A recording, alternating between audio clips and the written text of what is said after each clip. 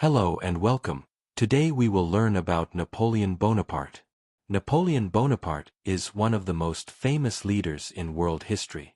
He was a strong and smart man who came from a small island called Corsica. Even though his family was not rich, Napoleon worked hard and became the most powerful man in Europe. His story is full of big dreams, brave actions, and great success. Napoleon was born in 1769. As a child, he loved to read books about war and leaders. He was quiet but very clever. He went to military school in France and became an army officer when he was young. He quickly showed that he was a great leader. Soldiers followed him with trust and hope. During the French Revolution, France was full of chaos. Many people were fighting for power. In this time of confusion, Napoleon stood out. He won many battles and helped bring order to the country. People started to believe in him. He gave them hope for a better future.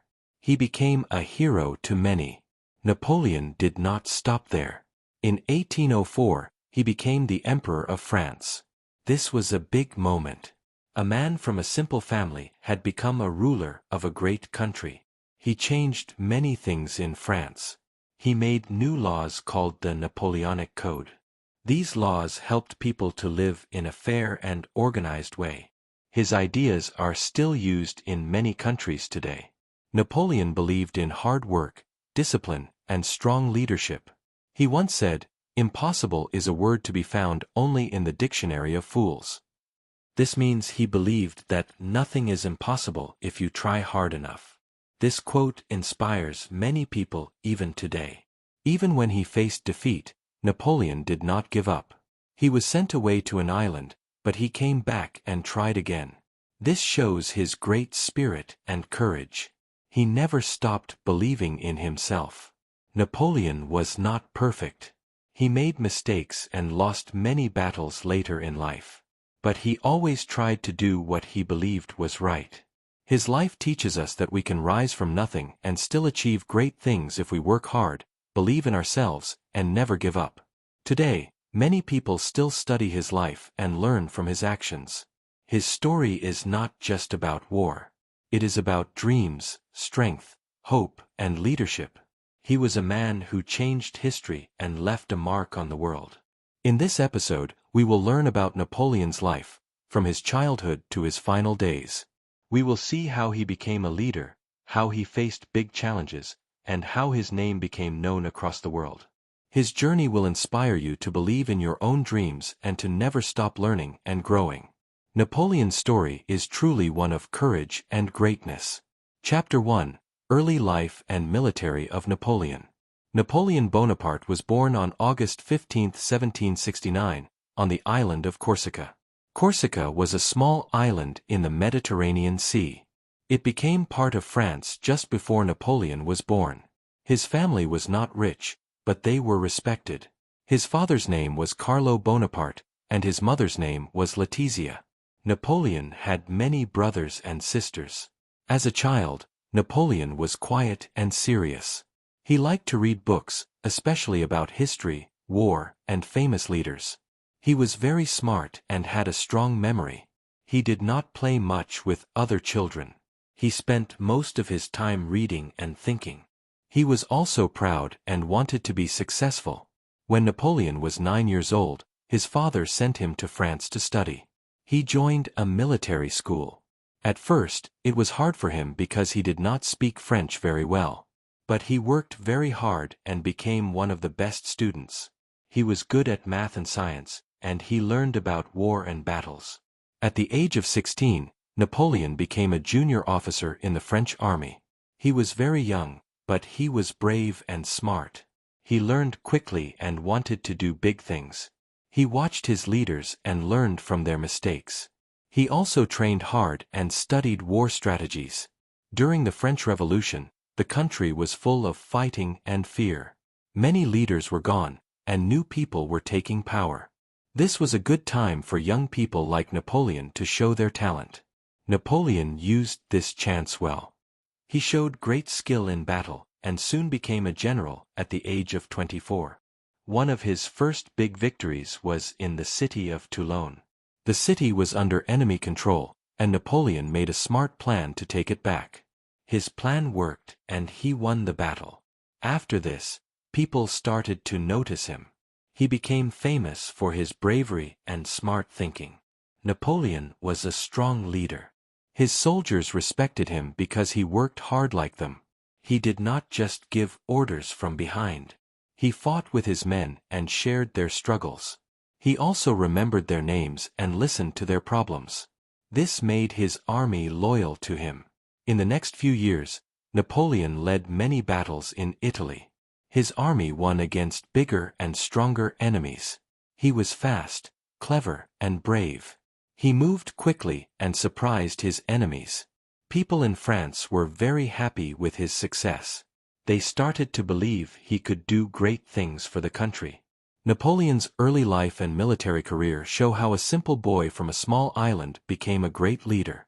He studied hard, stayed strong, and never gave up. His journey from Corsica to the French army is the beginning of a story that would change the world. Chapter 2: Rise during the French Revolution. The French Revolution began in 1789. It was a time of big change in France. The people were angry because the king and the rich people had all the power. Poor people had no food, no money, and no rights. They wanted freedom, equality, and justice. Many leaders were removed, and the country was in chaos. During this time, Napoleon Bonaparte was still a young officer in the army. But he was smart and brave. He saw that the revolution was a chance for him to grow. Many old generals had left or been removed, so young soldiers had more chances to lead. Napoleon was ready. In 1793, a city called Toulon was taken by enemies of France. The French government needed help. Napoleon made a clever plan to attack the city. His idea worked, and the French army won. This was his first big success. The leaders in Paris saw how talented he was. After this, he was made a general at just 24 years old. In 1795, there was another big problem in Paris. A group of people tried to fight the government. The streets were full of danger. Napoleon was called to help. He quickly acted and used cannons to stop the attackers. Many people were surprised by his strong and quick actions. He saved the government, and now he became a hero in Paris. After this, Napoleon was given command of the French army in Italy. He was very young for this job, but he believed in himself. In Italy, he showed great skill. He won many battles even when his army was smaller and had fewer supplies. He moved fast and used smart plans. His soldiers loved him because he fought with them and gave them hope. The newspapers in France started writing about him. People loved reading about his victories. They saw him as a strong leader who could bring glory to France. He was becoming more and more famous every day. Napoleon also sent letters to the French government and made himself look like a great hero. He knew how to use words and stories to build his image. He wanted people to see him not just as a soldier, but as a great leader. The revolution gave him many chances, and Napoleon used each one wisely. He was not from a rich family, but he worked hard, made smart choices, and rose to power. He showed that talent and hard work were more important than money or birth. By the end of the 1790s, Napoleon was not just a general. He was a national hero. Many people in France believed he could lead the country and bring peace and order. His rise during the French Revolution was fast, bold, and full of action. This chapter of his life shows how a young man with courage and skill can rise, even in the most difficult times. Chapter 3: The Italian Campaign. In 1796, Napoleon Bonaparte was given command of the French army in Italy. He was only 26 years old. Many people were not sure if he was ready. But Napoleon believed in himself. He was full of energy and had new ideas. This was his first big chance to lead an army in war. The French army in Italy was not strong. The soldiers were tired, hungry, and had little money. They had old clothes and few weapons. But Napoleon did not give up. He gave the soldiers hope. He told them, You are hungry and poor, but I will lead you to glory and victory." The soldiers began to believe in him. The enemy was strong. Austria and its allies had more soldiers and better weapons. But Napoleon had a clever mind. He moved his army fast and made surprise attacks. He broke the enemy's lines and won many battles. He used the land to help his army. He often attacked from places where the enemy did not expect. In just a few months, Napoleon and his army won many battles, like Lodi, Arcole, and Rivoli. These victories were very important. The people of France started to hear about him every day in the news. He was becoming a hero.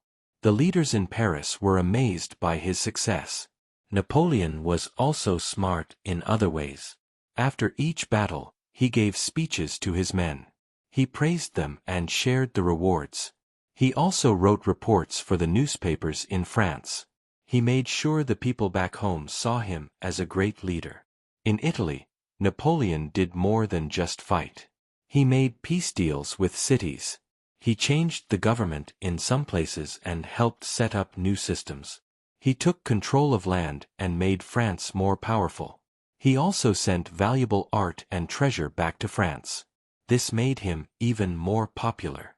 The Italian campaign showed the world that Napoleon was not just a good soldier, he was a great leader. He had courage, strong will, and smart plans. He gave people hope during a time of war. His army trusted him, and he led them to victory again and again.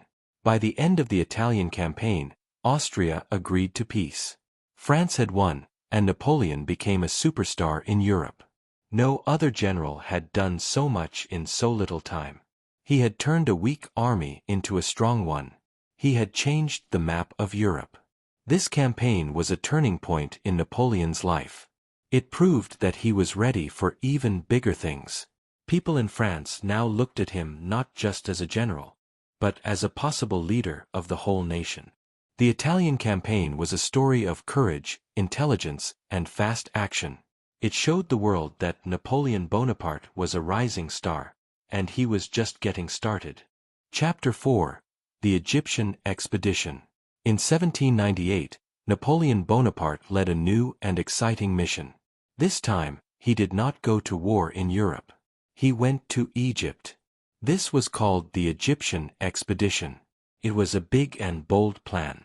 Napoleon wanted to cut off British trade with India and also learn more about the world. He was not only a soldier, he was also very curious about science, history, and culture. Napoleon took a large army with him. He also took more than 100 scientists, engineers, and artists. These people helped study Egypt's history, land, and people. Napoleon wanted to explore Egypt and make new discoveries. This made the expedition very special. It was not just about war. It was also about learning. When Napoleon and his men landed in Egypt, they faced many problems.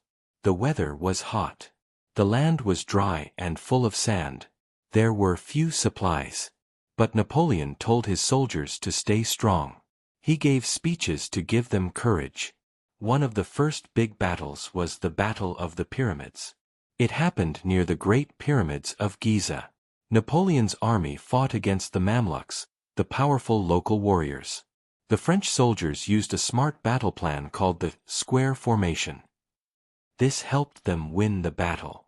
After this victory, Napoleon took control of Cairo, the capital of Egypt. But soon, Napoleon faced a big problem.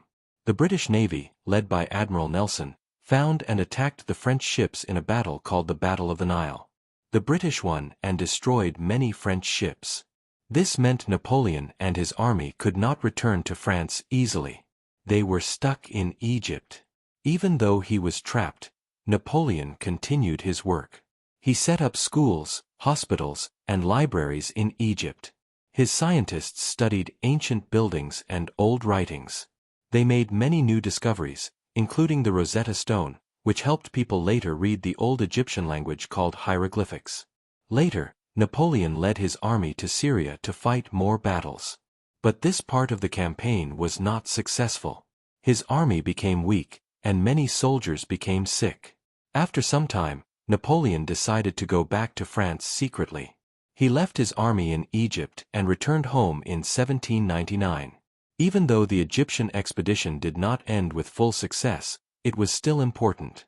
It showed that Napoleon was not just a warrior, he was also a man who loved knowledge and science. The discoveries made during this trip helped people understand more about Egypt and its history. The expedition made Napoleon even more famous. The people in France still saw him as a hero. They welcomed him back with great joy. Soon after his return, he became even more powerful. The Egyptian expedition is a story of adventure, learning, and courage. It shows how Napoleon wanted to do more than win battles. He wanted to understand the world and leave a mark in history. Chapter 5. The Coup of 18 Brumaire. In 1799, Napoleon Bonaparte returned to France from Egypt. The country was in trouble again. The government, called the Directory, was weak. People did not trust the leaders. There was no peace, and many were poor. France needed strong leadership.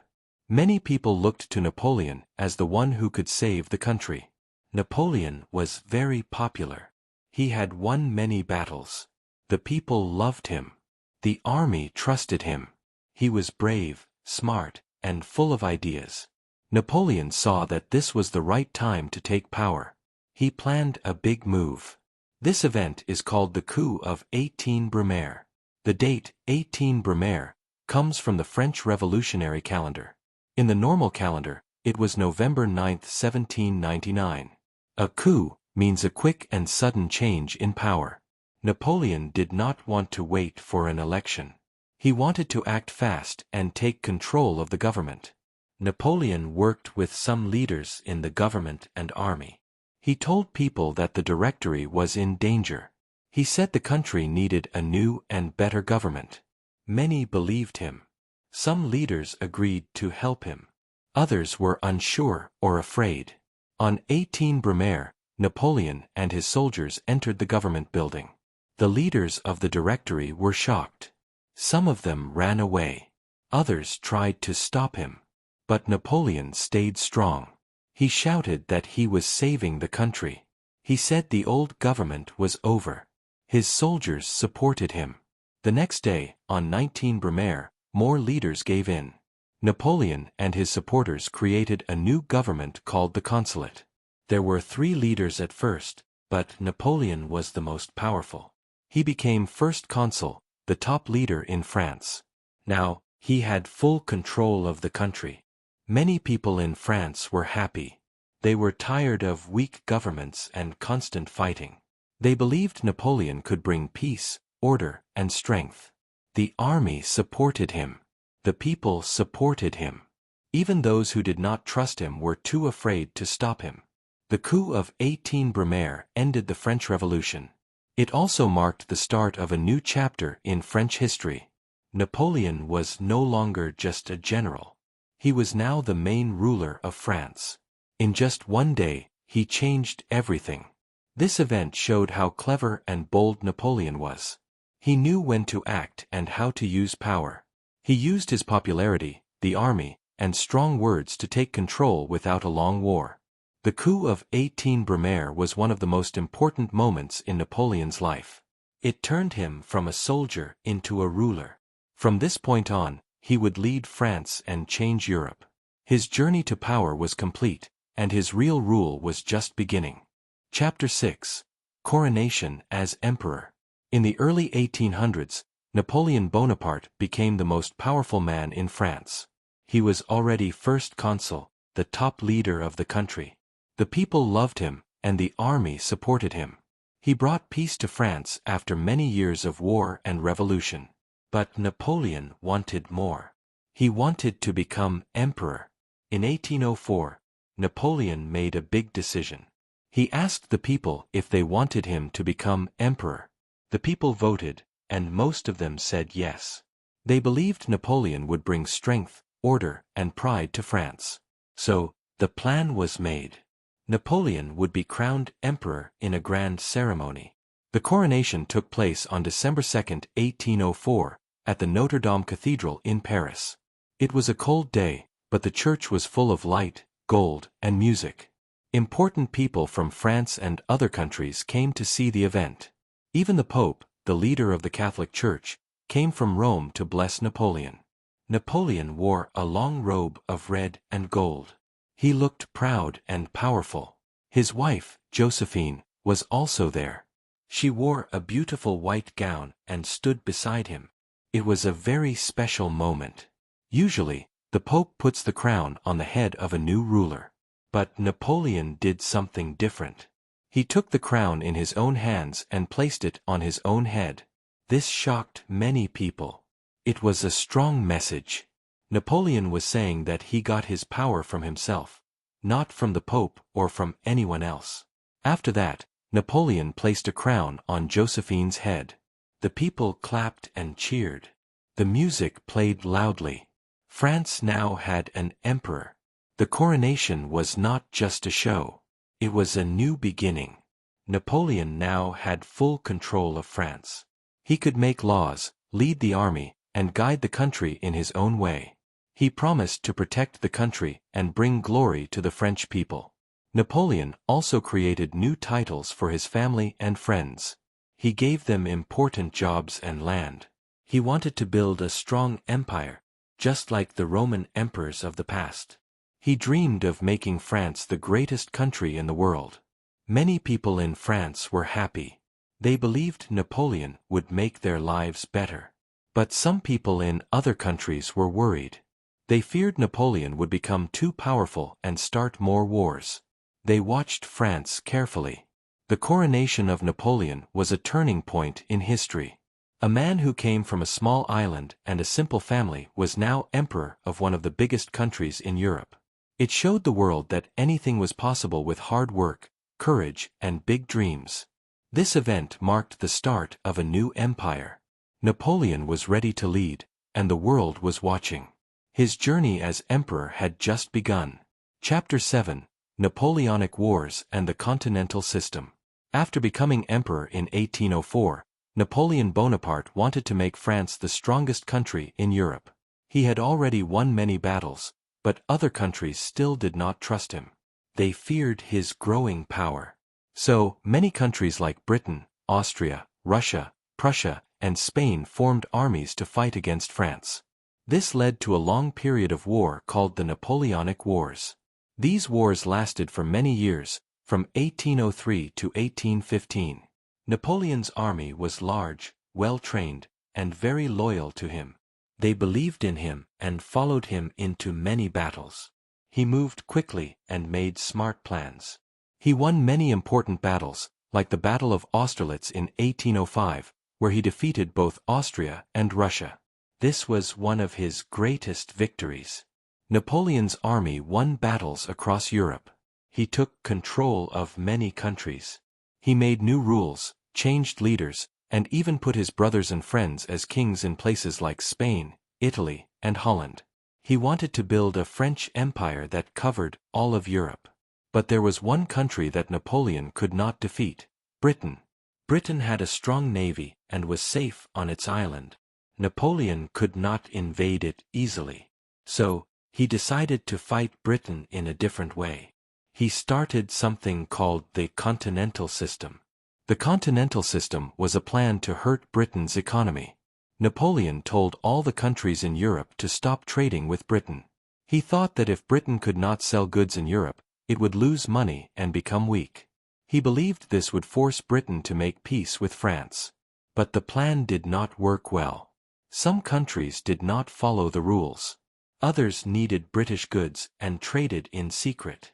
The system also hurt the people of Europe, including the French. Prices went up, and food became hard to find. Many people became angry. At the same time, Napoleon had to fight more wars.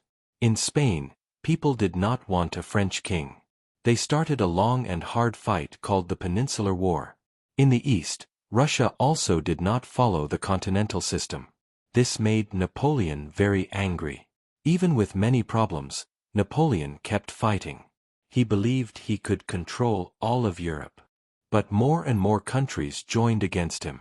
His enemies were getting stronger, and his army was getting tired. The Napoleonic Wars made Napoleon famous across the world. He showed great leadership and military skill. But his dream of controlling all of Europe was too big. The wars brought glory to France, but also brought pain and loss. The continental system was a bold idea, but it caused problems for everyone. It showed that even a smart plan can fail if people do not support it. This chapter of Napoleon's life shows his great power and also his limits. He wanted to rule all of Europe, but the world was changing. His biggest challenges were still to come.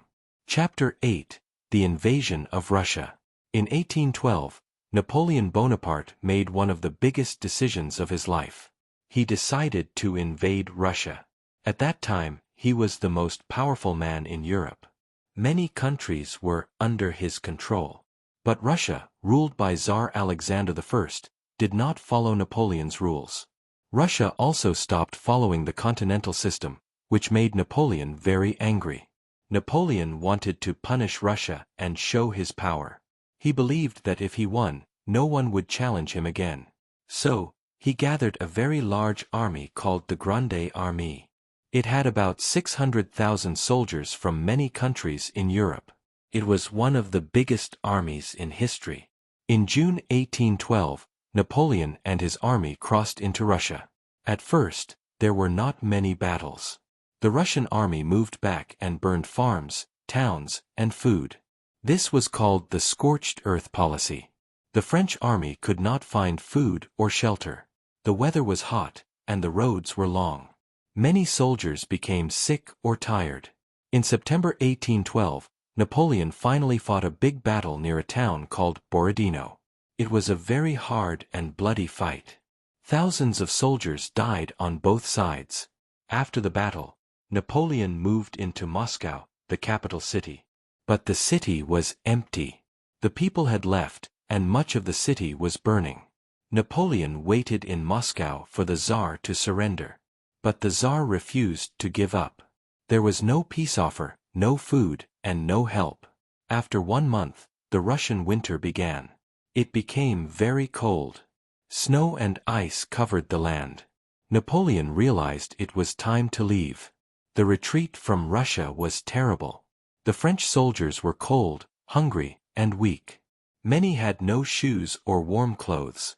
They were attacked by Russian soldiers and local people. Only a small part of the Grande Armée made it back to France. Out of 600,000 soldiers, less than 100,000 returned. The invasion of Russia was a disaster for Napoleon. It showed that he was not unbeatable. People in other countries saw that he could fail. After this, more countries joined together to fight him. Napoleon's mistake was thinking he could win quickly. He did not understand how big and cold Russia was. He also did not plan well for food, weather, or the long journey. This chapter in Napoleon's life is very sad. He lost many brave soldiers and much of his power. The dream of ruling all of Europe began to fall apart. The Russian campaign became the start of his downfall. The invasion of Russia teaches an important lesson: even the greatest leaders can make mistakes. Planning, timing, and knowing your limits are very important.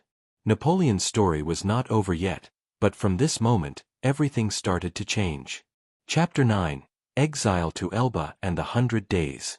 After the failed invasion of Russia, Napoleon Bonaparte lost much of his power. Many countries in Europe joined together to fight him. These countries included Britain, Russia, Prussia, Austria, and Spain. They all wanted to stop Napoleon. In 1814, their armies entered Paris, the capital of France. Napoleon's army was too weak to stop them. Napoleon knew he could not win. So, he decided to give up the throne. He was no longer the Emperor of France. The leaders of Europe sent him away to a small island called Elba, near Italy. This is called his exile. Elba was a peaceful island, but it was very small. Napoleon was allowed to live there as a ruler of the island, but he only had a few soldiers and no real power. He watched the sea every day and missed France. He knew that the new king, Louis XVIII, was not popular with the French people. Many still loved Napoleon and remembered his great victories. Napoleon did not want to stay on Elba forever. After only 10 months, he made a bold decision. He escaped from the island and sailed back to France with a small group of soldiers. This event happened in March 1815. As he marched through France, many people joined him. Even soldiers sent to stop him chose to follow him instead. This time is called the 100 Days. It lasted from March to June 1815. Napoleon returned to Paris, and the people welcomed him. He became emperor again. He promised peace and a better future. But the other countries in Europe were shocked. They did not want Napoleon to rule again. They quickly prepared for war. Napoleon knew he had to act fast. He decided to attack the enemy before they became too strong. He led his army into Belgium to fight the British and Prussian armies. On June 18, 1815, they met at the Battle of Waterloo. The battle was very hard. Napoleon's army fought bravely. But the British, led by Duke of Wellington, and the Prussians, led by General Blücher, worked together. In the end, Napoleon lost the battle. His dream of ruling France again was over. After Waterloo, Napoleon was captured. This time, he was sent far away to an island called St. Helena, in the South Atlantic Ocean. It was much smaller and more lonely than Elba. He stayed there for the rest of his life. The 100 Days showed that Napoleon still had power and support. But the world had changed. The other countries were ready to stop him. His short return to power ended with one final defeat. This chapter is full of drama and courage. Napoleon's escape, his return, and the Battle of Waterloo are remembered in history. Even after losing everything, he showed strength and hope. But now, his time as a leader had truly ended. Chapter 10: Final Defeat at Waterloo and Legacy of Napoleon. The Battle of Waterloo was the final battle of Napoleon Bonaparte. It took place on June 18, 1815, in Belgium. Napoleon had returned from his exile on Elba and ruled France again for 100 days. But many European countries came together to stop him. They were led by Britain and Prussia. Napoleon knew he had to win this battle to stay in power. Napoleon's army was strong, and his soldiers still believed in him. He planned to beat the British army before the Prussians arrived. At first, the French fought well. The battle was long and hard. Thousands of soldiers fought bravely in the rain and mud. Napoleon gave orders, hoping to win one last time. But the British army, led by the Duke of Wellington, stood firm. In the evening, the Prussian army, led by General Blücher, arrived to help the British. Together, they pushed back Napoleon's army. The French soldiers began to run. Napoleon had lost. The defeat at Waterloo was the end of Napoleon's rule. He went back to Paris, but the people no longer supported him. He gave up the throne again. This time, there was no return. He was captured and sent far away to a small island called St. Helena, in the South Atlantic Ocean. It was lonely and quiet. He lived there for 6 more years until he died in 1821.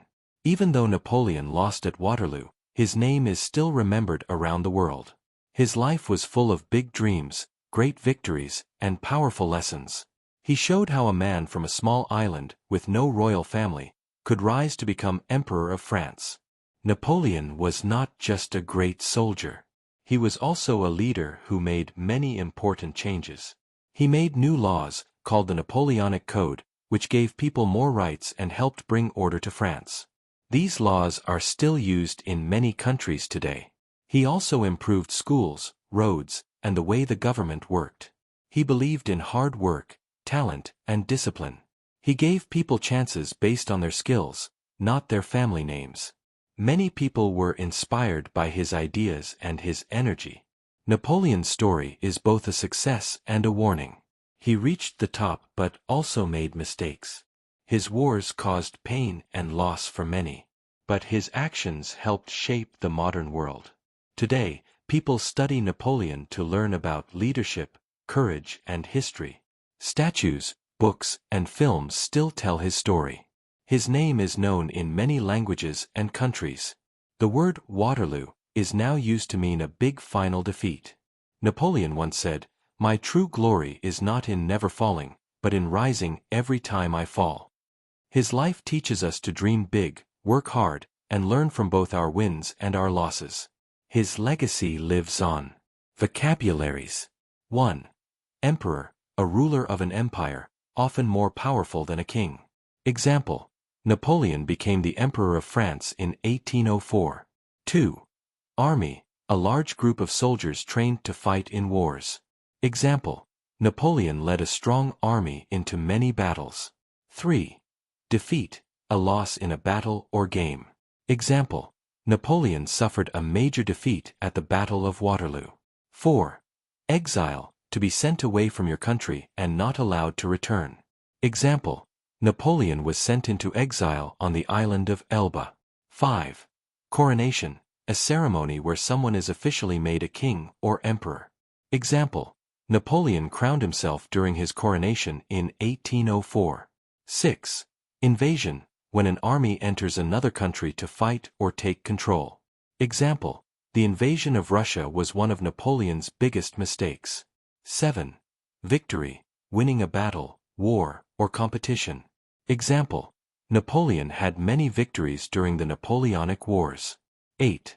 Legacy, something important left behind after someone's life or rule. Example: Napoleon's Napoleonic Code is a big part of his legacy. 9. Battle, a fight between two armies during a war. Example: the Battle of Austerlitz was one of Napoleon's greatest battles. 10. Leader, a person who guides or commands a group, country, or organization. Example: Napoleon was a strong and smart leader. Quiz questions. 1. Where was Napoleon Bonaparte born? 2. What event during the French Revolution helped Napoleon become a general at age 24?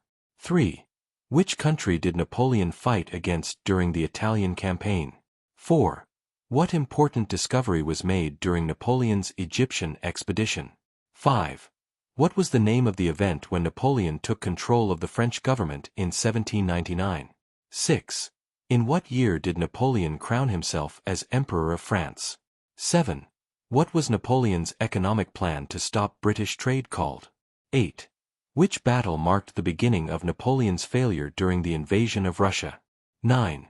What was the name of the island where Napoleon was first sent after giving up power? 10. What was the name of Napoleon's final and most famous defeat?